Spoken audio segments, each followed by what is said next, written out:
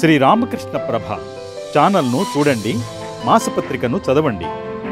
ఓం నమో భగవతే రామకృష్ణాయ. ఇద్దరు తాగుబోతులు హడావుడిగా నది అవతలి ఒడ్డుకి చేరుకోవాలనుకున్నారు. వెంటనే తమ పడవనెక్కి తెడ్లు వేయటం మొదలుపెట్టారు.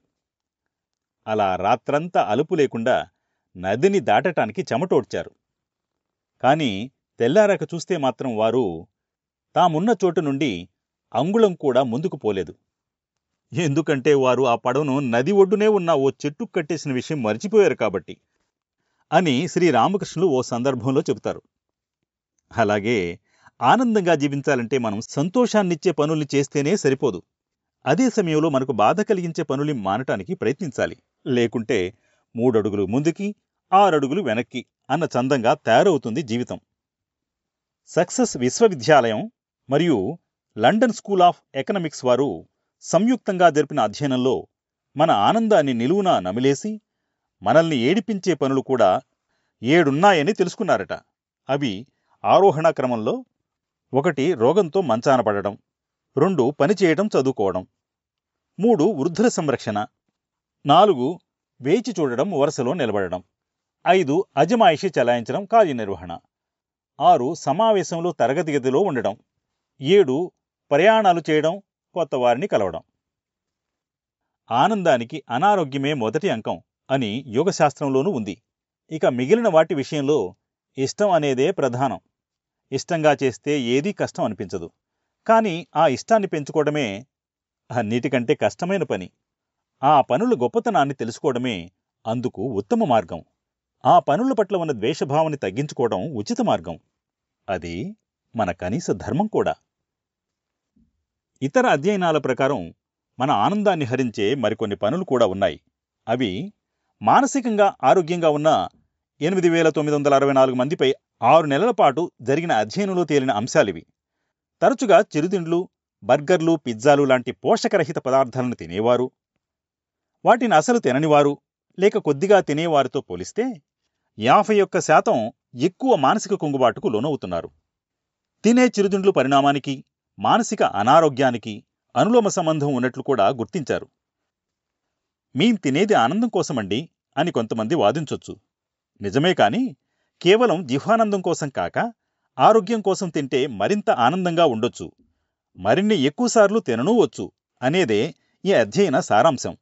2010లో 18 దేశాల్లోని 89,037 మందిపై జరిగిన ప్రపంచ ఆరోగ్య సంస్థ అధ్యయనం ప్రకారం ధనిక దేశాల్లోనే మానసిక కుంగుబాటు వచ్చే అవకాశం ఎక్కువగా ఉందిట.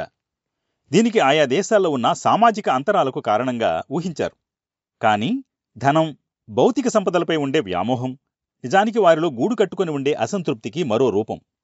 అదే వారి అధిక మానసిక సమస్యలకు అసలు కారణం అని మరో అధ్యయనంలో వెల్లడైంది. అవసరానికి మించి ఉన్న సంపద అనర్థమని ఆదిశంకరులే కాదు, ఆధునిక పరిశోధకులు చెబుతున్నారు. అంటే నల్లధనంతో పాటు మితిమీరిన తెల్లధనం కూడా ఆనందానికి అవరోధమన్నమాట. ఇది అర్థమైతే సమాజంలో నల్లధనం సమస్యే ఉండదేమో. కానీ రోజురోజుకి ధనవంతుల సంఖ్య పెరుగుతూనే ఉంది. అంటే అభివృద్ధి జరుగుతోందా లేక మానసిక అనారోగ్యం పెరుగుతోందా? కాస్త ఆలోచించండి. ఉన్న 4 రకాల్లో ఉత్తమమైన దాన్ని ఎంచుకోవడం మంచిదే కదా. నిజమే, కానీ ఆ ఎంపిక మన ఆనందాన్ని ప్రభావితం చేస్తుందని చెబుతోంది కొలంబియా యూనివర్సిటీ వారు 1995లో జరిపిన అధ్యయనం. కొంతమందిని 2 వేర్వేరు చోట్ల జాముని కొనమని చెప్పారు. మొదటి చోట వారికి ఎక్కువ రకాల్ని ప్రదర్శనకు ఉంచారు. రెండో చోట కొన్ని రకాలు మాత్రమే ప్రదర్శనకు ఉన్నాయి. దాదాపు 60% మంది ఎక్కువ రకాల్లో ఎంపికకే మొగ్గు చూపారు. కానీ వారిలో కేవలం 3% మంది మాత్రమే జాముని కొన్నారు. ఇక తక్కువ రకాల్లో ఎంపిక చేసుకునేందుకు వెళ్లిన 40% మందిలో 30% మంది జాముని కొన్నారు. చాక్లెట్ల దగ్గర నుండి జీవిత భాగస్వాముల ఎంపిక వరకు ఇది నిజమని పలు అధ్యయనాలు నిరూపించాయి.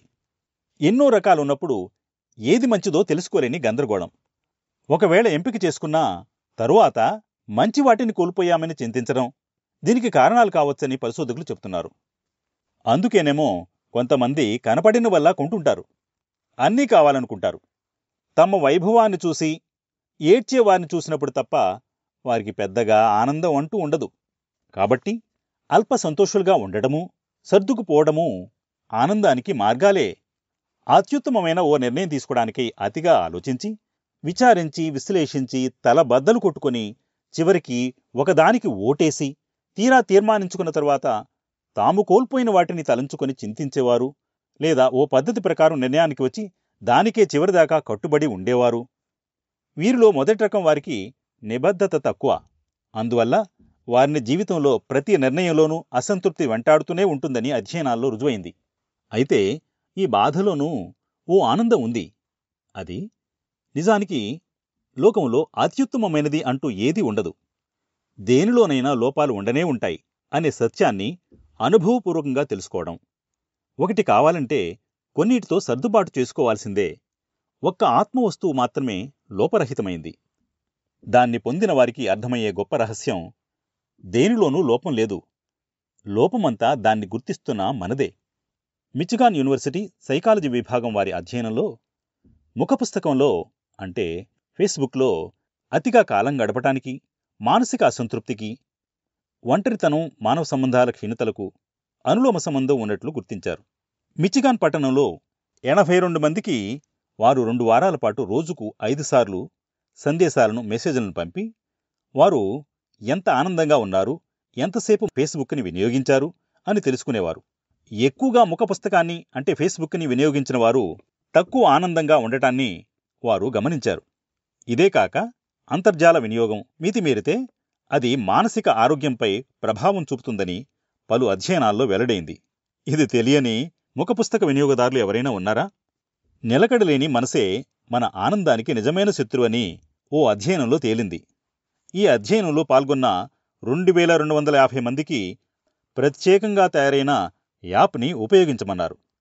వారేం చేస్తున్నారు, ఎంత ఆనందంగా ఉన్నారు, చేస్తున్న పని గురించి ఆలోచిస్తున్నారా, లేకపోతే ఏ ఆలోచనలు చేస్తున్నారు, మరేదైనా సంతోషకరమైన దాని గురించి ఆలోచిస్తున్నారా? ఇలాంటి ప్రశ్నలకు సమాధానాల్ని అది వారి నుండి రోజులోని వివిధ సమయాల్లో రాబడుతుంది. ఈ అధ్యయనంలో కొన్ని వింత విషయాలు వెలుగు చూశాయి. ఏ పని చేస్తున్నప్పుడైనా సరే దాదాపు సగం సమయం పాటు మన మనసు వేరే విషయాలపైకి వెళుతుందట. ఏ సమయంలోనైనా మన ఆనందం మనం చేస్తున్న పని మీదే కాక మనం ఏం ఆలోచిస్తున్నాం అన్న దానిపైనే ఎక్కువ ఆధారపడి ఉంటుందట. ఎప్పుడైనా మనం ఆనందంలో కేవలం 4.6% మాత్రమే మనం చేసే పని వల్ల కలుగుతుందట. 10.6% ఆనందం మనమేం ఆలోచిస్తున్నామో దానితోనే లభిస్తుందట.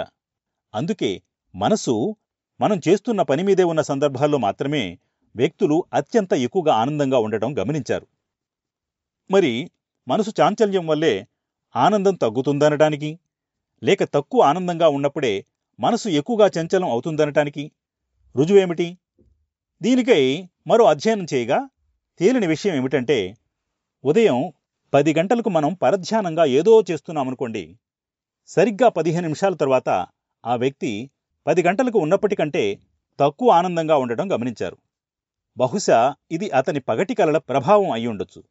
ఒకవేళ అతను 10 గంటలకు ఏదో బాధలో ఉంటే సరిగ్గా 15 నిమిషాల తర్వాత అతను మునుపటి కంటే ఎక్కువ బాధలోనో మరింత ఎక్కువగా పగటి కలలు కంటూనో ఉండే అవకాశం తక్కువగా ఉంది.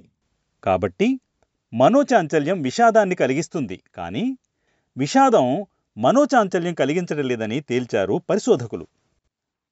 నిలకడలేని మనసే నీకు నిజమైన శత్రువు.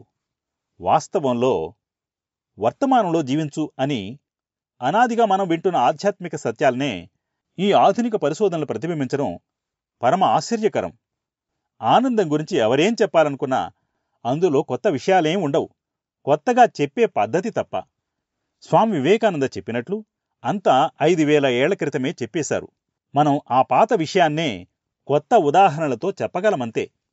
ఇక ఈ సంగతులన్నిటినీ క్రోడీకరించి ఒక్క ముక్కలో సారాంశాన్ని చెప్పవచ్చు. మనస్సుని నియంత్రించాలి. అలాంటి మనస్సు మనకు మిత్రుడు, లేకపోతే అదే మనకు పెద్ద శత్రువు. ఇది కూడా భగవద్గీతలోనిదే. కాబట్టి ఆనందం కావాలంటే ఇలాంటి విషయాల్ని ఆపోసన పట్టడం వల్ల ప్రయోజనం ఉండదు. వాటిని ఆచరణలోకి తేవటానికి ప్రయత్నించాలి.